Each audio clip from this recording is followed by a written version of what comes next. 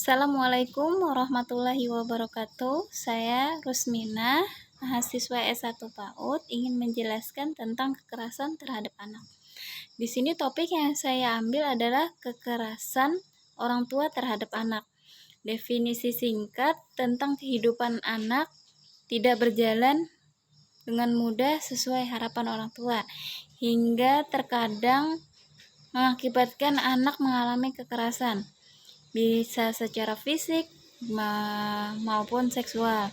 Selain menyakitkan, efek kekerasan yang dialami juga bisa fatal, terutama bagi psikologis anak ya. Perasaan malu, bersalah, atau ketakutan bisa menghantui mereka dalam waktu yang lama, sehingga menyebabkan trauma.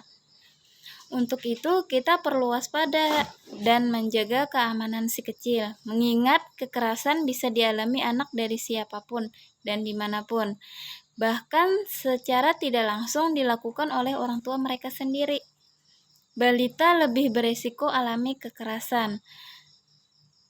Kekerasan pada anak meliputi perilaku penganiayaan fisik, psikologis, seksual, atau penelantaran seorang anak.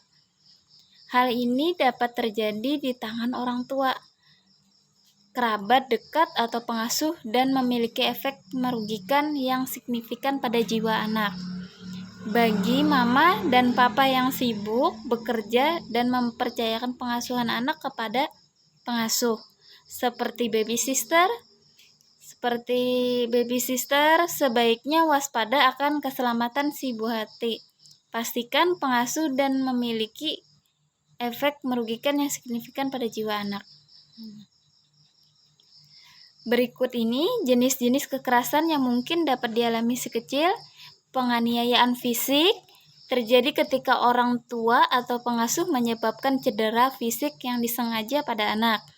Yang kedua, pelecehan seksual terjadi ketika seorang anak dieksploitasikan untuk tujuan seksual atau terlibat dalam tindakan seksual. Yang ketiga, kekerasan emosional terjadi jika perkembangan sosial dan mental anak terganggu oleh orang tua. Yang keempat, penelantaran seorang anak terjadi ketika orang tua atau pengasuh tidak melakukan perawatan yang diperlukan dan mendukung kegiatan yang diperlukan untuk seorang anak. Penyebab kekerasan itu sendiri ialah seorang anak dapat menjadi korban kekerasan dalam rumah tangga. Anak merupakan bagian dari keluarga. Apabila ada kekerasan dalam rumah tangga yang dilakukan oleh orang tua, anak sangat rentan menjadi korban, baik kekerasan fisik, emosional, atau bahkan seksual. Penyalahgunaan alkohol itu juga salah satu penyebab kekerasan ya. Terus penyakit mental yang tidak diobati itu juga salah satu penyebab kekerasan dan pelecehan. Kurangnya keterampilan mengasuh anak itu juga salah satu penyebab kekerasan. Anak stres. Nah, stres bagi orang tua itu bisa juga mengakibatkan kekerasan terhadap anak. Nah, efek yang timbul jika anak jadi korban kekerasan ya. Kekerasan pada anak dalam bentuk penganiayaan atau penelantaran sering meninggalkan bekas luka. Nah, seperti memar, bekas pukulan, dan lain-lain. Hal ini tentunya memiliki dampak besar pada cara anak menjalin hubungan dengan orang lain. Selain itu, efeknya dapat merusak kepercayaan diri anak. Jadi kita harus hati-hati betul ya pada saat kita mengasuh anak. Anak-anak juga mungkin tidak dapat bersikap secara normal. Di sekolah, dimanapun dia berada, di lingkungan pun dia tidak bisa seperti anak yang lain. Berpengaruh pada kepercayaan juga. Sangat sulit bagi anak untuk mempercayai orang lain, karena dia sudah terbiasa dengan kekerasan. Jadi kepada siapapun dia tidak akan gampang percaya. Dan poin yang ketiga, tidak dapat mengekspresikan emosi. Anak-anak yang mengalami kekerasan biasanya tidak dapat melampiaskan perasaan emosi secara positif. Hal ini akhirnya menyumbatkan emosi dan mungkin menimbulkan berbagai masalah psikologis.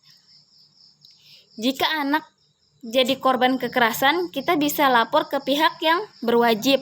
pihak berwajib itu seperti kantor polisi, karena kantor polisi itu ada khusus perlindungan anaknya. Atau kita ke Komisi Perlindungan Anak Indonesia KPAI, atau ke Lembaga Perlindungan Anak Indonesia. Pengasuhan yang tepat bagi korban kekerasan. Pengasuhan yang tepat dapat membantu anak-anak korban kekerasan sehingga rasa trauma, penganiayaan, atau pelecehan tidak terjadi lagi di masa depan. Terima kasih. Wassalamualaikum warahmatullahi wabarakatuh.